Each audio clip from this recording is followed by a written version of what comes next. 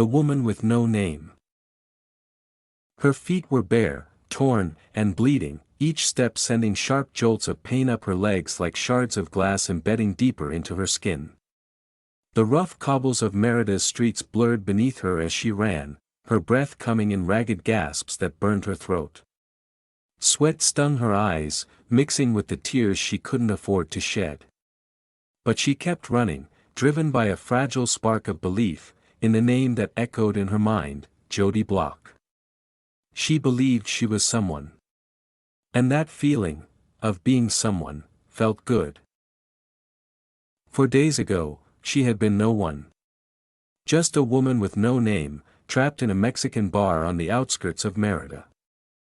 A slave among slaves, invisible except when the patron's eyes lingered too long on her pale skin and blonde hair. The other girls called her Guerra, the pale one, the outsider. It was the only name she knew. She had no memory of another life. Her reality had begun 6 months ago, when she'd washed up on a desolate beach, unconscious and bleeding from her head. Fishermen had found her, patched her up and handed her over to the local mafia. Work or go back to the beach, they'd said, their voices thick with threat. And so she worked, day after day, night after night. Scrubbing floors, serving drinks to leering men whose hands groped without shame, enduring the grime that clung to her skin like a second layer. The air was always heavy with cigarette smoke, cheap tequila, and the desperate whispers of the other girls, stories of lost families, broken dreams, and the iron grip of their captors. That was her life, a grind of survival. That was, until 4 nights ago when chaos erupted like a storm. It started small, 2 burly men arguing over one of the girls, their voices rising above the blaring mariachi music. A shove, a curse, and suddenly fists were flying, chairs overturning, the bar descending into a brawl. Bottles shattered against walls, screams pierced the air, and bodies collided in a frenzy of rage and alcohol-fueled madness. Guerra ducked behind the counter, heart pounding. But fate had other plans. Time seemed to slow as she watched a green beer bottle arc through the smoky air, spinning end over end toward her. She raised her arm instinctively, but it was too late. The impact was a dull, heavy thud against her skull, stars exploding in her vision before the world tilted and went black. She awoke 2 hours later to the clink of glass being swept and the hushed voices of the other girls clearing the wreckage. Her head throbbed with a relentless pulse, like a drumbeat echoing in her bones. The room swam in and out of focus, shadows dancing on the walls. She was laid out on a worn bench seat in the storage room, a folded cloth beneath her head. Now sticky with blood. As she sat up slowly, wincing, a voice echoed in her mind, faint at first, then insistent, "Jody, Jody, where are you? This is not Santa Monica, Jody Block." The words looped, pulling at the edges of her consciousness. Jody Block. Was that her? Or was it a hallucination, a fragment dislodged by the blow? Her body ached from the fall, bruises blooming on her arms and ribs, but the questions gnawed deeper than any physical pain. She pressed her hands to her temples, willing the voice to clarify, but it only repeated, a haunting mantra. The next morning, the bar's routine resumed as if nothing had happened, cleaning, serving, surviving. But the voice lingered. She confided in Maria, a young Mexican woman with dark eyes that held a quiet strength. Maria had been there longer than most, her English halting but sincere. She'd taught Guerra small phrases of Spanish during stolen moments in the back room, sharing scraps of food when the bosses weren't looking. "I'm having flashes of memory," she whispered to Maria, her voice trembling. "Jody Block. From Santa Monica. Does that mean anything?" Maria's eyes widened, glancing over her shoulder to ensure they were alone. "Santa Monica? That's in America, Guerra, just across the border in California. Big city, beaches, rich people. If that's you, you have to get out. She leaned closer, her words urgent. The American consulate is in the city center. They help people like you, lost Americans. Go early, before the boss wakes. Keep the sun behind you as you run north. It's maybe 1 hour on foot, but dangerous. The guards, they watch. Guerra's heart raced at the thought. What if they catch me? Maria squeezed her hand. Better to try than rot here. I'll help you plan. Wait until you're stronger. For 4 days, she waited, her body mending slowly under the guise of normalcy. She listened to the voice in quiet moments, letting it anchor her. More memories flickered like faulty film reels, flashes of a childhood home with white picket fences, a sister's mocking laugh. A man's warm embrace that turned cold. Her head cleared gradually, the throbbing easing to a dull ache. She stole extra food when she could, building her strength, mapping the streets in her mind from Maria's descriptions. Each night, as the bar emptied, she eyed the guards, noting their habits, the way one dozed off around 4 a.m., the other chain-smoking by the door. Maria slipped her a small knife, hidden in a rag. For protection, she said. And remember, Guerra, you're not alone anymore. Then, at 5 a.m. on the 5th day, as the last drunken customers stumbled out into the pre-dawn darkness, opportunity struck. The bar was a mess of overturned tables and empty bottles, the air thick with the stench of sweat and spilled liquor. Guerra gathered trash into a large sack, empty bottles, crumpled cans, cigarette butts, her hands shaking as she lugged it toward the door. The guard, a burly man with a scar across his cheek, eyed her lazily. She forced a submissive smile, heart hammering against her ribs. Taking out the garbage, she murmured in broken Spanish. He grunted, waving her through. Outside, the cool air hit her like a slap, the streets empty and shadowed. She pretended to stumble, spilling the sack's contents across the ground with a clatter. Bottles rolled into the alley's darkness. Estúpida, the guard muttered, turning away in disgust, now or never. Her body froze for a split second, memories of punished runaways flashing through her mind, screams in the night, bruises that never healed. But the voice urged her on, Jody, run.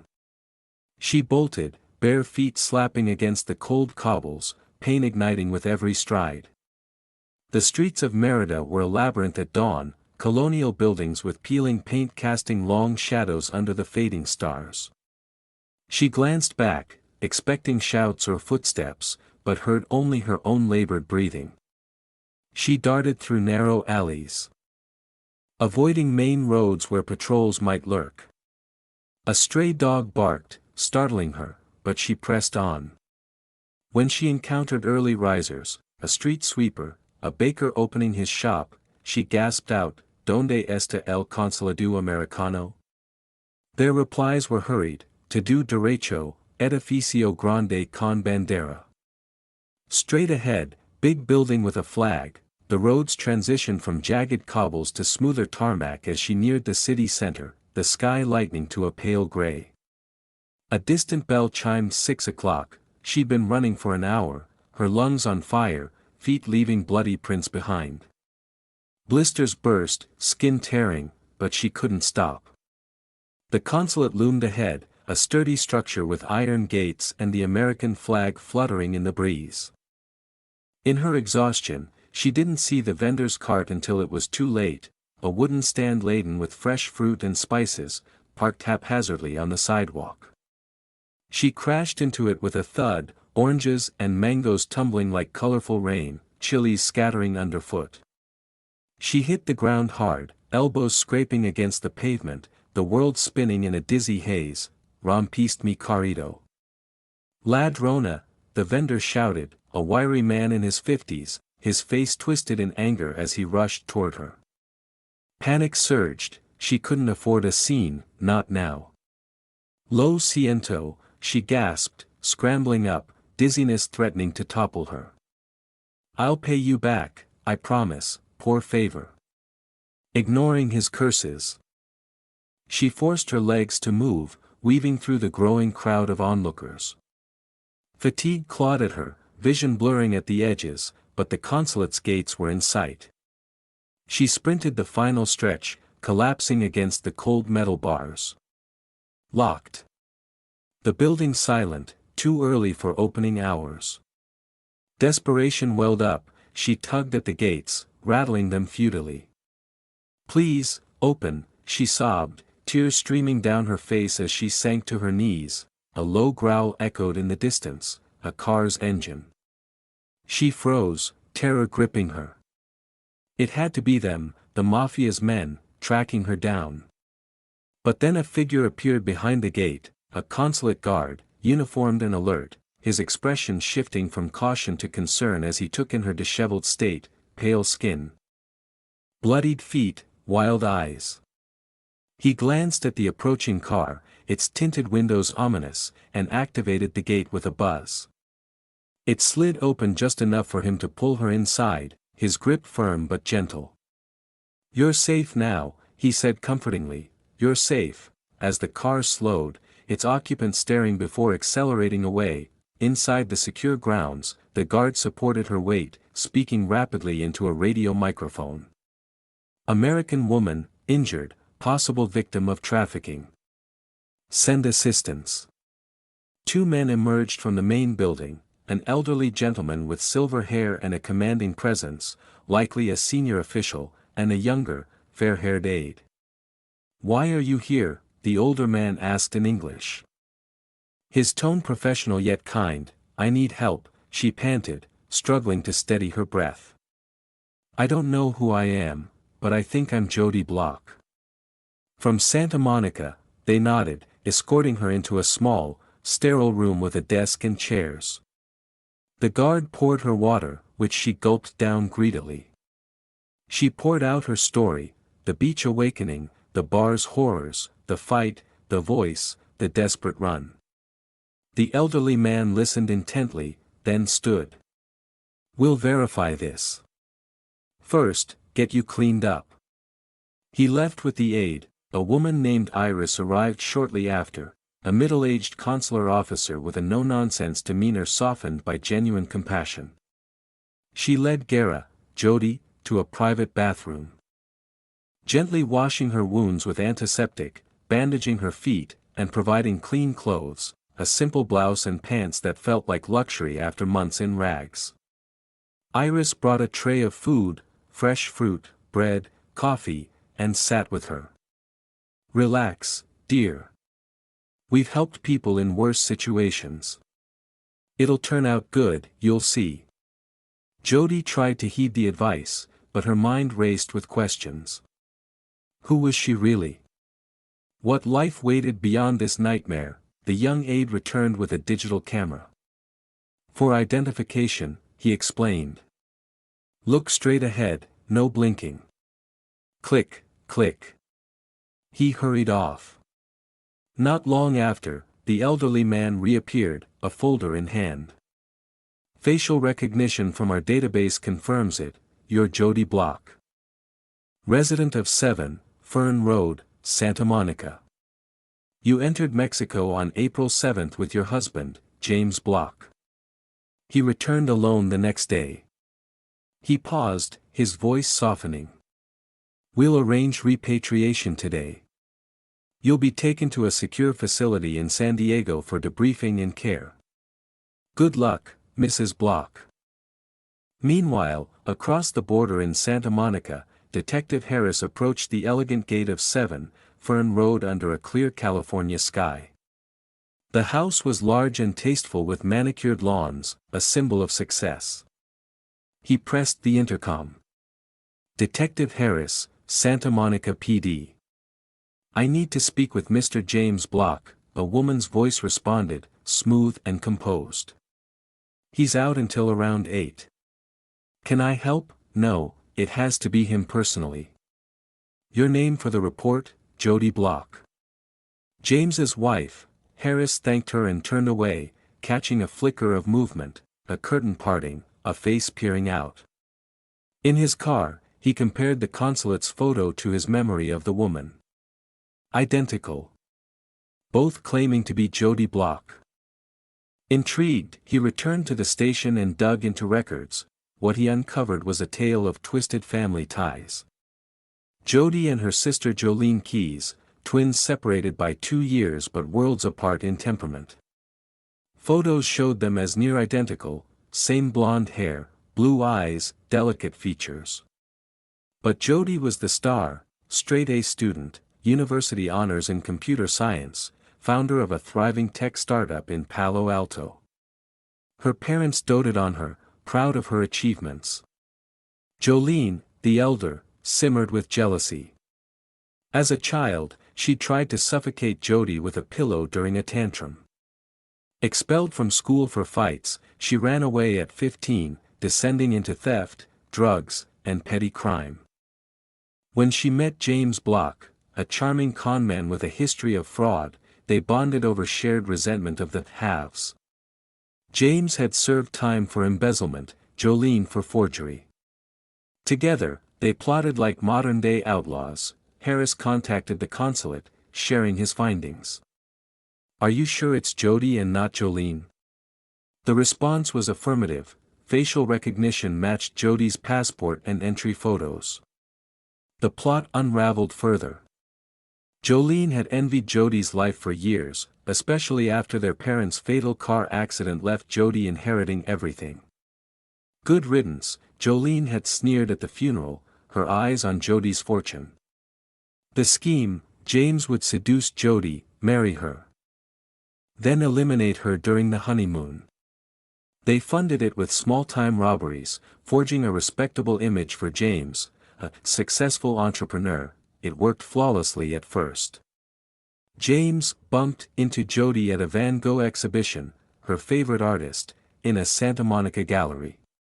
He wooed her with flowers, dinners, tales of shared dreams. Lonely from years buried in work, Jody fell hard, accepting his proposal after 6 months. They honeymooned in Mexico, where James lured her to a moonlit beach walk. One rock to the head, and he left her for the tide to claim, assuming she'd drown. Back home, Jolene assumed her identity, dyeing her hair to match perfectly, practicing Jody's mannerisms from stolen videos. They lived lavishly off Jody's accounts, squandering funds on luxury cars and trips. Harris's visit shattered their illusion. Panicked, they emptied the safe, withdrew cash, and fled south in their SUV, aiming for Mexico's anonymity. But speed drew attention in a quiet Arizona town. A patrol car tailed them, running plates that triggered an APB. Sirens wailed, they were cuffed on the roadside, dreams crumbling. Jody spent 2 weeks in a San Diego care facility, therapists guiding her through memory recovery. Fragments returned, childhood games with Jolene turning sour, parental favoritism fueling the rift, James's charm masking deceit. The betrayal stung, but clarity brought strength. Charges were filed: attempted murder, identity theft, fraud. Much of her wealth was recovered, though losses mounted from their extravagance. Back in Palo Alto, Jody stood in her office, the Silicon Valley skyline buzzing below. Her secretary entered with reports, but Jody's thoughts wandered to Mexico. True to her word, she'd return to compensate the vendor, paying for a new cart, plus extra for his troubles. And to Maria, hiring a negotiator to buy her freedom from the mafia, a risky but successful endeavor. Maria now trained as her assistant, her eyes alight with newfound freedom. "Jody, the meeting starts in 5, Maria said, smiling. Jody nodded, turning from the window. She was no longer Guerra, no longer adrift. She was Jody Block, survivor, entrepreneur, someone who turned pain into purpose. And that felt good, like the first light of dawn after an endless night.